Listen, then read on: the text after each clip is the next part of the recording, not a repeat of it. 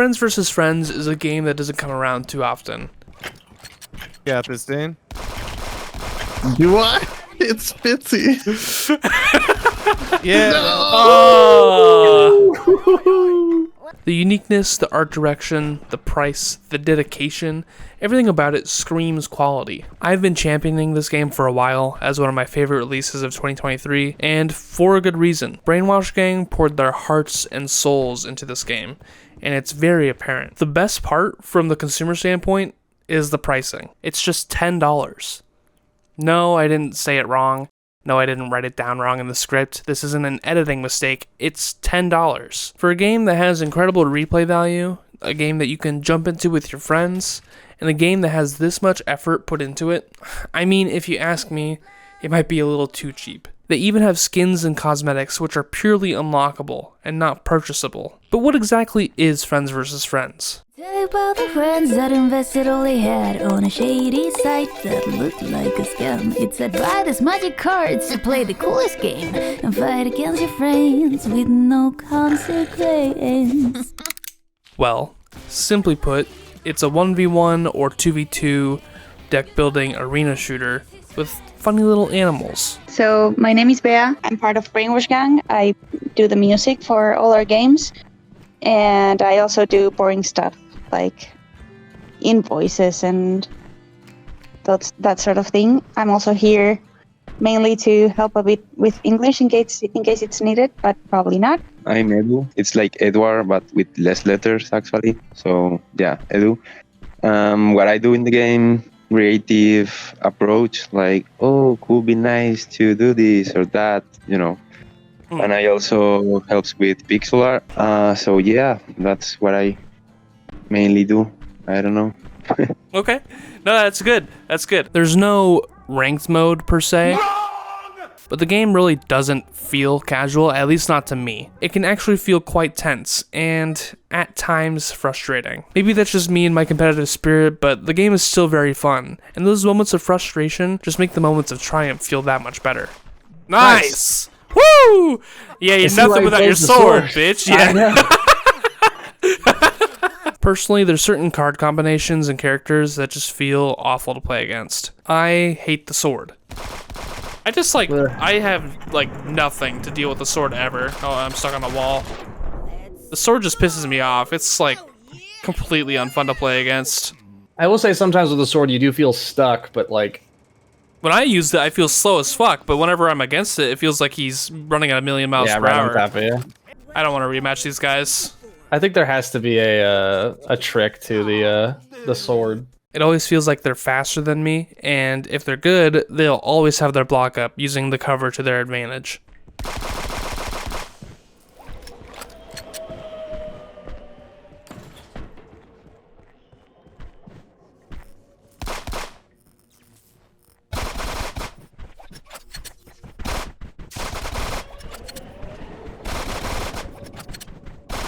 Basically, the katana can soak 10 bullets. So, actually, if you have a shotgun or a rapid fire weapon, it's not that big of an issue. Even the puncher, the grenade launcher, isn't really affected at all by it. So there are ways to play against it. The beauty of this game, though, is that there's definitely things that I've played that I'm sure other people have hated playing against.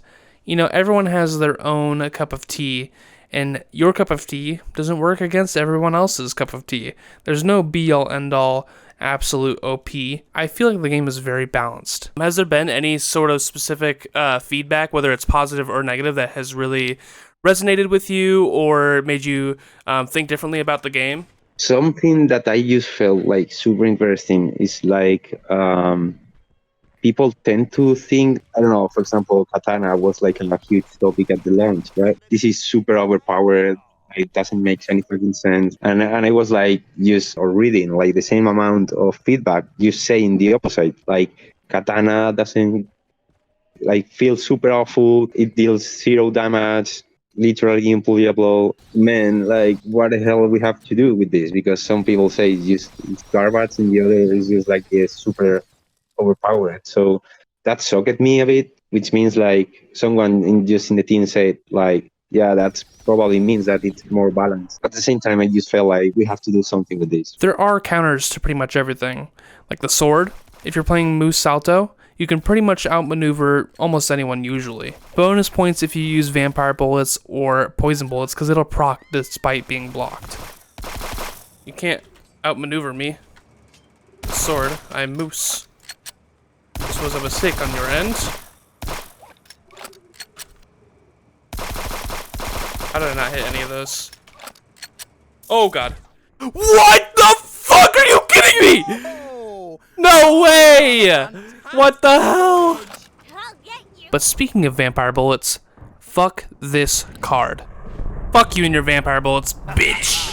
Feels like a free win 99% of the time. I'd actually like to see the win rate stats on that card, please. But just like the sword, it does have counters. If you have a high DPS weapon like the AK, you might just win. Explosions deal high damage and can override their sustain coming in. Some explosions can be hard to land, but it is something. Plus, it's just one card, one round. And even then, it's not a guaranteed win for that one round. So, if anything, I kind of wish Vampire Bullets were a timed card like some of the others, so that you weren't just screwed.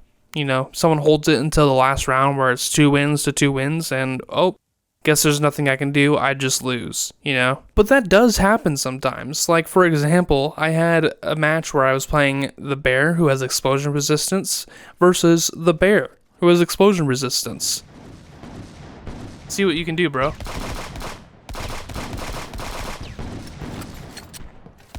Literally nothing.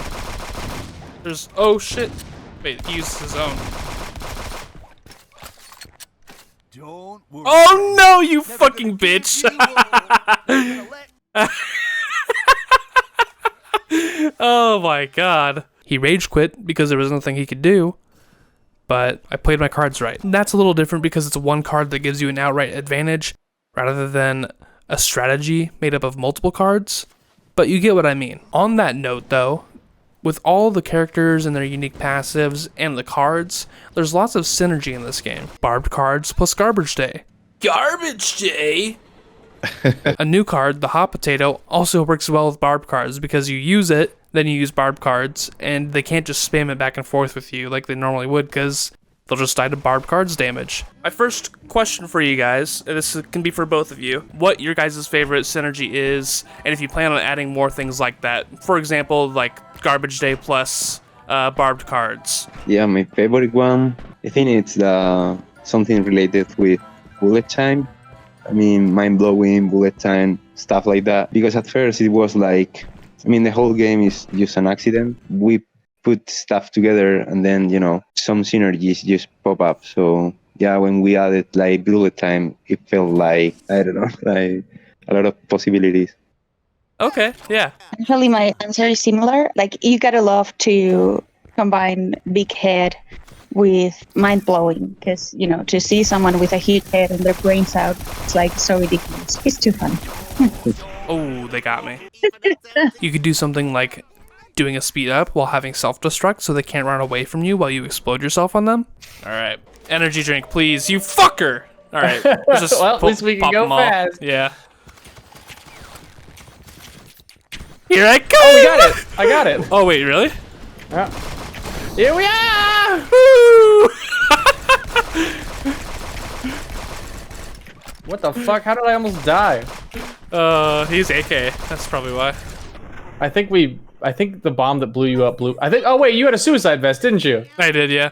You blew me up! Oh, sorry. There's tons of possibilities with just how much content there is in the game. Not to mention, there's 5 maps to play. Technically like 7 or 8 if you count the nuke, but 5 in rotation. And honestly, they probably didn't have to do this many. It's kind of a cherry on top for me, but I know for some people, having multiple diverse maps can really spice up the gameplay. And it sounds like they're adding more, so that's cool. Regardless of how necessary I feel all these maps are, they all look amazing. They have so much attention to detail and interactive elements that it really makes you go back and question that price point. I do have my own personal ranking based on enjoyment though. S tier, Subway, and Rooftop. They just feel like the most skill-expressive maps. This can be a good thing, and very rarely it can be a bad thing when someone's just better than you and they shit on you.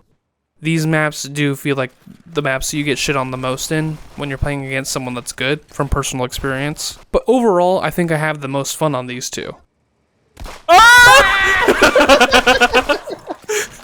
Yeah, the same idea. Oh no!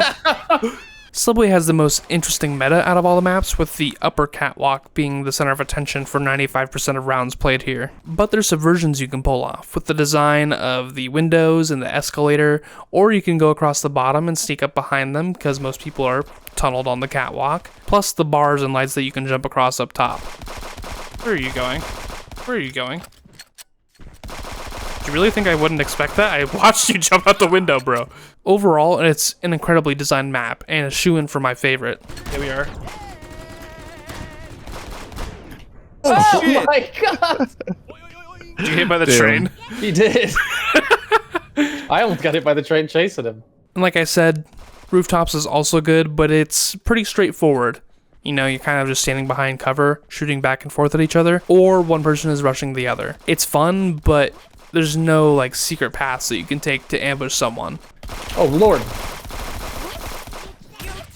Ow. Damn it. Lord. Oh my god, Jesus I Christ. think you just need to do one more hit. I'm trying, but I'm reloading. Oh my god, he landed. Jake. What a gamer. Damn. I landed like think 3 that was gonna work, no-scope Jake? shots in a row. A tier. Theater. This might be a controversial pick, but it's one that's grown on me, as it plays out a lot differently than most of the other maps. Ruined, but oh fuck, he's got a the sword. katana. Oh shit, I can't get away from him. What the fuck? Oh my god. Yeah. Good luck, Jake. He's got a sword. You gotta keep your distance. Use the high ground. Jake, how much damage have I done to you? A lot. He had to heal. I had 2 Run, heals. Jake, run! Sword suck. Run! Oh my god! He Oh my god! What? No way! Damn it, man. Fighting Jake is such a slog. It is. I had 2 I healing did cards though. so much fucking damage. It's a lot more tight and has much more verticality compared to all the other levels. Plus it has interactables up the wazoo. Pretty cool map. Oh shit, Fitzy. Oh fuck! Oh, they have a shotgun too. They had a shotgun too. Oh no! Why can't I get? I can't back up. I was pinned against the wall. Yeah, the screen came down. Them. Damn it! That bastard screen. But sometimes the tightness of the hallways and whatnot does sort of irritate me. B tier, islands. I believe this is the smallest of all the maps. This or trucks. And that's part of the reason why I don't like it as much as the others. Granted, the design is very interesting with a King of the Hill type meta in the middle of the map, but that's not always a direct advantage. Sometimes sneaking around the outskirts of the map is your go-to play. It kind of just depends on who you're playing against, and the cards that you both have. Wait a second.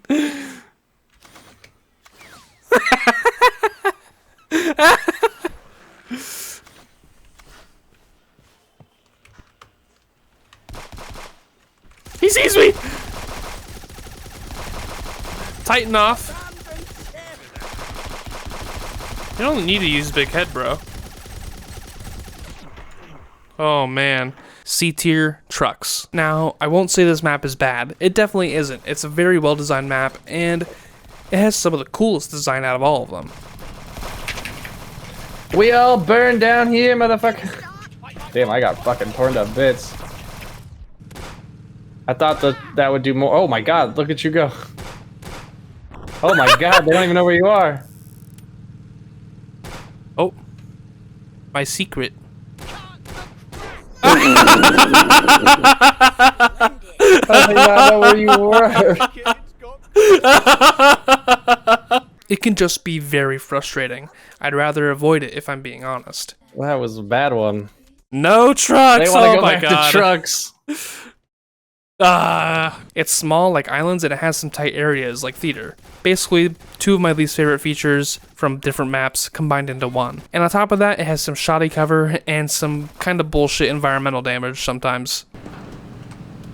What? That's so lame. Always get my mark. And if someone brings no jump to this map, you're basically screwed for that round. Sitting ducks, if you will. But even with trucks, the lowest of all the maps for me, there's still merit to it, and fun rounds do happen while playing on it. Like I mentioned with Islands, it kinda just depends. Moose is really fun to play on trucks, and in general. Other characters I enjoy include Little Lars, he's my favorite, and Donnie B. I started out with Duck Anderson, but quickly realized he's not that good. Stevie Goal, Mick Raver, Haru, and Spike Remington are all characters I don't mind playing, while DJ Newton and Sable Santana are my least favorites. Like I said, I just don't like the sword. But the cool thing about all these characters is that they all have a lot of personality. Victory and loss quotes, unique passives, and distinguishable designs, they all feel like their own character. Not to mention, Brainwash Gang has released these side stories which give each character a little backstory and more personality, again, for $10. And that brings me back to the price point. No DLC cosmetic packs, no purchasable in-game currency. There are skins, but you have to earn them instead of buying them. Maybe that's a negative for some, but it's quite admirable to me. I mean, I've erred on the side of letting developers charge for skins, so they can support the game while keeping the price low or free, rather than having paid expansions, for example. But Brainwash Gang doesn't even do that as of the recording of this video. I think it'd be fine if they chose to in the future, considering how cheap the game is, but as of right now, they're just pumping out free updates. It's kind of insane. Another fantastic aspect to this game is the music. Always like the way you walk, full of confidence, trophies piling up. But honey, I am next. Beícoli did a fantastic job with the soundtrack. The little jingle before rounds, the card section, oh my god, it's so catchy.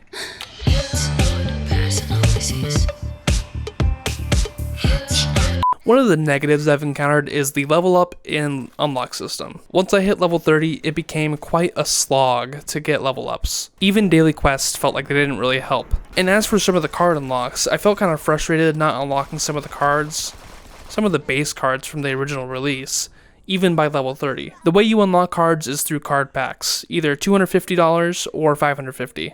$250 is just standard, while $550 guarantees a rare card. However, these rare packs don't really feel worth it, especially considering the fact that you can still get rare cards in the basic packs. Personally, I feel like the $550 pack would be more worth it if there was an extra card in there, especially considering you can get just as many cards for less money by buying the basic packs, but I would still guarantee one of them to be rare. But with a drastically slow level up system at higher levels, and some of the cards taking a while to unlock due to it being random, it does feel kind of bad as of right now. Overall, this is a small nitpick in the grand scheme of things. If I'm being honest, I probably wouldn't care at all if they just gave me vampire bullets. That's all I want, Brainwash Gang. Please just give me vampire bullets, please. One other unfortunate issue that I've had with the game, which I think actually hurts it overall, is the matchmaking system. It isn't a big game with a lot of concurrent players at this time, so it's kind of hard to have a fix that works.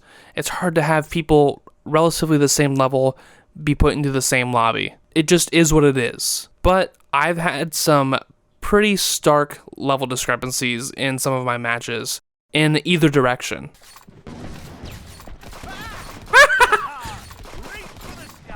This is the strat. Oh, poor guy. Rematch me though. Oh, he's level 1. No, this poor dude. I feel so bad now. There we go. Jesus Christ. Weren't expecting that, were ya?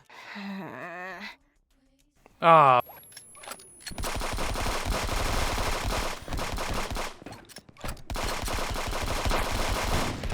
Oh! Holy shit. That's the play. Well done. Oh, I reached level 20. Got an extra grind. Level 7, okay. Winner, winner, ice cream dinner. Ooh, maybe.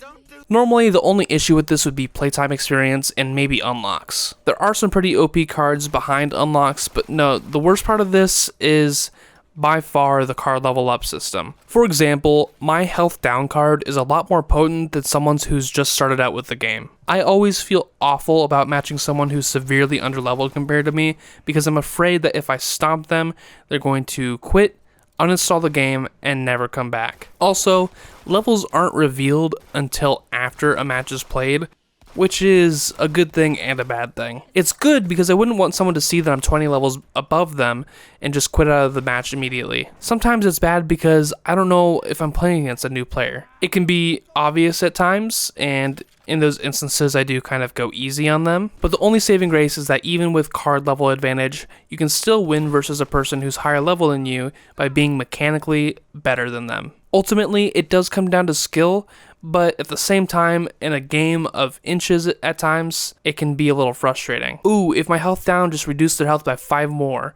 I would have won this round. But I've beaten people higher level than me, and I've been beat by people lower level than me. At the end of the day, level does not equal skill. So if you're getting into this game, and you're matching against people who are higher level than you, I wouldn't worry about it too much. However, technically already in the game, you can do private lobbies and bot matches to level up. So if you find the experience of going against high level players extremely frustrating, just dial it back, give that a shot, and then go back into the matchmaking. Hopefully something is done soon though, because I feel that game knowledge, card unlocks, and card levels are a bit too overwhelming when the skill discrepancy is large enough. Thankfully, unlike other games with undesirable matchmaking systems, this game is actually really fun and is worth leveling up and getting better in.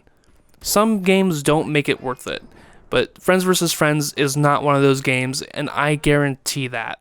Is there any plan for like community building or future-proofing, that sort of thing, in, you know, like a year or so? You mean like Steam Workshop and stuff like that? Yeah, mods, anything that can like increase the longevity of a game's lifespan. I mean, right now we have like few things going on that is going to be announced like probably next week. But about community content, I think that it's something that we have to really sit down and think about it for a while, more than just say like, yeah, maybe in the future, because it's like, it can take like a lot of effort just to put like this, you know, kind of stuff into the game. And we are just focusing on fixing and improving and also like bringing new content. Yeah, we have content planned for a long time. So we want to focus on getting the base game to be as best as we can make it, and then focus also on content that people can enjoy. And I guess aside from that, everything is a kind of a question mark, and like we will see, because it depends a lot on how our lives keep going forward. You have to think that we are a pretty small team actually, so like every step that we do, it feels like a life changer. Like, holy shit, if we do this specifically, maybe, you know, can be like the worst decision of our lives work. Right. We want to be like confident in the next steps. I don't know if someone will find this like interesting to hear, but we are not going to be like, oh yeah, sadly we can't support the game. Yeah. So no, it's like just the opposite. It's like we have time and money, so we are going to try to put like full stuff into the game. The absolute craft and quality of this game far outweighs any negative. This is one of the best examples ever of a game that you can casually jump into with friends or play online with strangers. I absolutely recommend this game to anyone who has $10 to spare, or $20 to $40 if you plan on buying it for your whole friend group. And this game does go on sale. But that'll be all for me. I want to thank you guys for watching, and a huge thanks for the interview opportunity from Brainwash Gang. If you'd like to see the full interview, head over to my side channel. Also, shout out to them, they have a new game coming up that I played the demo for. It's one of my most anticipated releases coming out soon. Very different from Friends vs. Friends, it's a 2D bike Metroidvania where you shoot birds and block their bullets with your bike. It's kind of insane. Anyways, I'm out. Thanks for watching, and I'll see you guys next time. Bye.